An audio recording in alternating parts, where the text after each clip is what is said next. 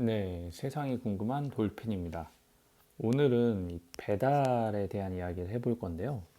그 음식 배달 시장이 정말 빠르게 성장을 하고 있습니다. 저는 이 배달의 민족 그 어플이 나왔을 때만 하더라도 이 배달은 공짜라는 생각을 항상 해왔기 때문에 이 시장이 과연 성장할 수 있을까? 이 배달비를 굳이 내면서까지 주문을 할까? 이런 생각을 했었는데요. 배달의 민족에 몇 번 주문을 했을 때만 하더라도 이게 그렇게 매력적으로 와닿지가 않았어요.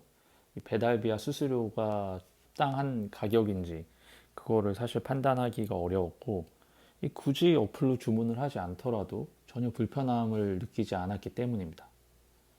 하지만 이런 제 생각과는 다르게 온라인 주문 시장이 정말 크게 성장을 하고 있다는 거 이 도표를 통해서도 볼 수 있는데요.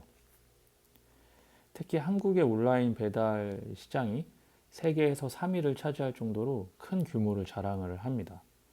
가히 배달의 민족이라고 할 만하네요. 한국 시장에서 점유율 1등을 차지하고 있는 배달의 민족의 이 매출을 보면요. 와, 정말 어마어마하게 성장을 하고 있죠. 아직까지는 마케팅 경쟁이 치열하고 이 프로모션 비용으로 지출이 나가는 게 상당하기 때문에 이 적자를 면하지 못하고 있지만 얼마 지나지 않아 이 흑자를 달성할 것 같은 모습입니다. 해외로 눈을 돌려보면요. 이 독일 시장을 주목을 해볼 건데요. 유럽에서 이 파란색으로 있는 부분을 보면 시장에서 가장 큰 점유율을 차지한 업체가 저스트 테이크어웨이입니다. 2019년에 이 딜리버루라는 업체가 독일에서 철수를 하면서 저스트 테이크어웨이가 시장에 거의 독점하다시피 가장 큰 비중을 차지를 하고 있는데요. 이러한 독일 시장에 새롭게 도전장을 내민 업체가 있습니다. 바로 우버이츠인데요. 우버이츠의 부사장 이름이 피에르인데요. 우버 부사장이 독일은 가장 빠르게 성장하는 시장 중에 하나다. 올해 처음으로 흑자를 기록하려고 하는 이 우버에게는 전략적으로 아주 중요한 국가다라고 하면서 독일 시장에서의 진출을 선언을 했습니다. 우버이츠는 독일에 진출하기 전까지만 하더라도 계속적으로 시장에서의 철수를 했던 이력이 있는데요. 우리나라에서는 2019년 말에 철수를 했고요. 2020년에는 인도, 라틴 아메리카, 중동, 아프리카 이렇게 세계 곳곳에서 사업을 중단을 했습니다. 그런데 또 흥미로운 점은 그렇게 사업을 중단하고 매각을 하면서 이 해당 지역의 1등 업체 지분을 인수하는 전략을 썼는데요. 예를 들어 이 싱가포르의 그랩, IOP를 앞두고 있잖아요. 시장 가치가 무려 400억 달러로 추정을 하고 있습니다.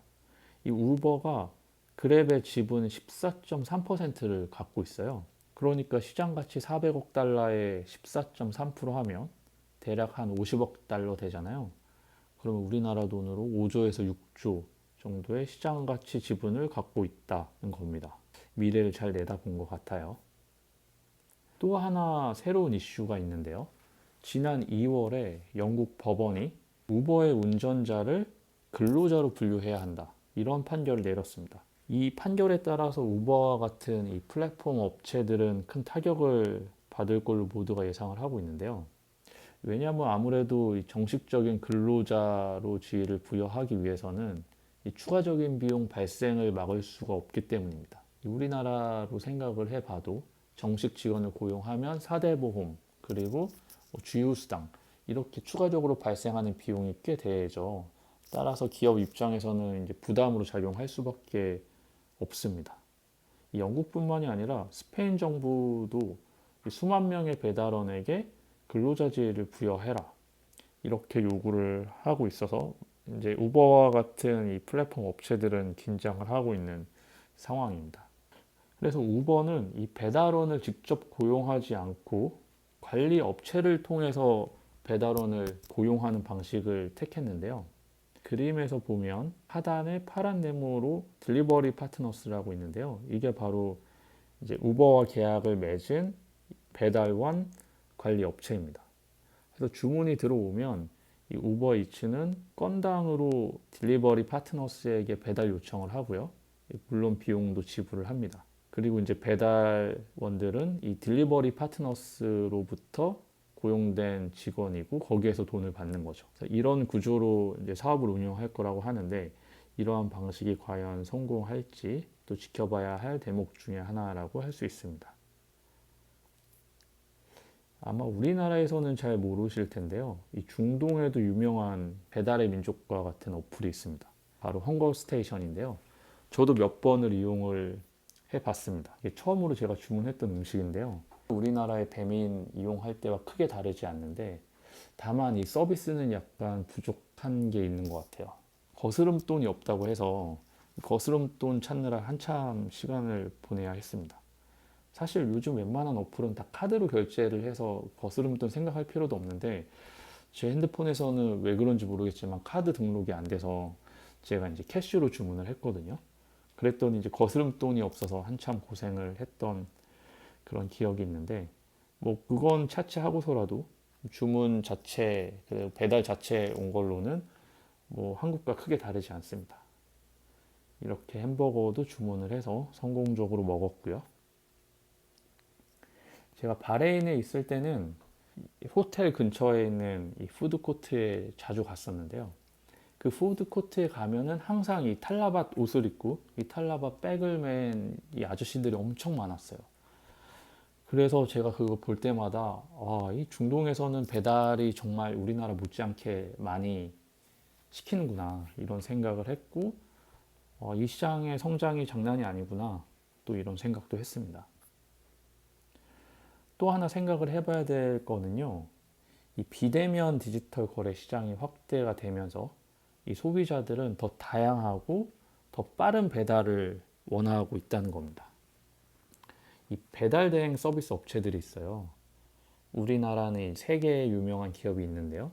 이 부릉이라는 서비스를 운용하는 메시코리아, 그리고 바로고, 생각대로. 길을 걷다가 운전을 하다가 보면 이런 업체들 되게 자주 보잖아요. 이런 업체들이 단순히 음식을 배달하는 데 그치지 않고 이제는 화장품, 의류, 생활용품 등 소비자가 원하는 정말 다양한 물건들을 배달을 하는 도심 물류 서비스로 비즈니스를 확대하고 있다. 이런 소식입니다. 그래서 이제는 음식만 하는 게 아니라 소비자가 원하는 건 무엇이든 배달해주는 세상이 도래를 했고요. 특히나 메시코리아는 2017년에 네이버, 2018년에는 현대차, 2020년에는 이마트 이런 굴지의 기업들로부터 투자를 받으면서 기업 가치가 상승 중에 있습니다. 저가 개인적으로 또 하나 인상 깊었던 건 이 배달의 민족의 비마트인데요. 제가 작년에 해외 근무를 마치고 한국에서 자가격리를 하는 동안 배달의 민족에서 음식을 시키려다가 음식을 시키지 않고 이건 뭐지 하면서 이제 주문을 했던 게 비마트인데요. 주문을 한 지 30분 만에 집에 오는 걸 보고 정말 깜짝 놀랐습니다. 내가 원하는 물건을 이렇게 짧은 시간 안에 그것도 저렴한 비용으로 받는다. 정말 이건 엄청난 서비스다라는 생각을 했고요. 그래서 제가 지금까지 뭐 이런저런 이야기를 많이 했는데요. 제가 처음에는 이 배달의 민족 어플이 나온 걸 보고 뭐 이런 비즈니스가 있나 이거 나쁜 거 아닌가라는 생각을 했어요. 왜냐하면 그동안 배달료를 내지 않았는데 이 소비자는 배달료를 내야 하고 음식점 사장님들은 그동안 전화 주문으로 잘 했는데 이제는 전화 주문하는 사람 거의 없이 이 어플을 통해서 배달 받기 때문에 이 배달의 민족에 들어가지 않고 깃발을 꽂지 않는 이상은 거의 배달 영업이 안 될 정도로 플랫폼이 거의 전반적으로 확산이 됐기 때문에 배달의 민족에 의지해야 되는 입장 그리고 거기에 광고료와 커미션을 줘야 하는 그런 부담감 이런 것들이 있기 때문에 이게 과연 좋은가라는 저는 좀 의문을 갖고 있었고 사실 지금도 그런 생각이 아예 없어지진 않았는데요. 하지만 분명한 거는 음식 배달 시장이 갈수록 성장을 하는 분야고 지금은 단순히 그런 음식을 벗어나서 사람들이 원하는 이제 물품들을 도심 안에서 빠르게 단시간 안에 배달 전달을 하는 도심 물류 서비스까지 확대를 하고 있다라는 이런 상황을 봤을 때 이 비즈니스를 그냥 도외시할 수는 없다 이런 생각을 하고 있습니다. 상당히 많은 업체들이 있는데 결국 이 진영을 크게 보면 소프트뱅크 진영이 있고 레스퍼스 진영 여기 그림엔 없지만 알리바바 진영, 대충 뭐 이 정도 진영으로 볼 수 있는데요. 최상단에 있는 끝판왕, 물론 누가 끝판왕이 될지는 모르겠지만 저는 이 소프트뱅크라고 생각을 하고 있습니다. 이 손정희 회장의 이 미래의 그 AI를 외치는 그 비전 펀드의 비전을 저도 공감을 하고 이 손정희 선생의 투자에 발맞춰 저도 소프트뱅크 지분을 계속 늘리고 있는데요. 그래서 우리가 플랫폼 기업이 구축해 놓은 편리한 서비스를 이용하는 것도 좋지만 자본주의를 살아가는 이 사람인 만큼 새로운 기술 시대를 선도하는 기업, 그리고 그렇게 선도하는 기업의 지분을 갖고 있는 그 최상단의 지분 또한 내가 갖고 있다. 그래서 내가 배달의 민족의 음식을 시키고 제가 지금 헝거스테이션에서 주문을 하더라도 그게 그 기업의 배만 불리는 게 아니라 결국 내 미래 자산에도 좋은 영향을 줄 수 있는 지분 늘리기, 이런 거를 꼭 해야 될 필요가 있지 않나, 그런 생각을 하면서 오늘의 영상을 마치도록 하겠습니다. 감사합니다.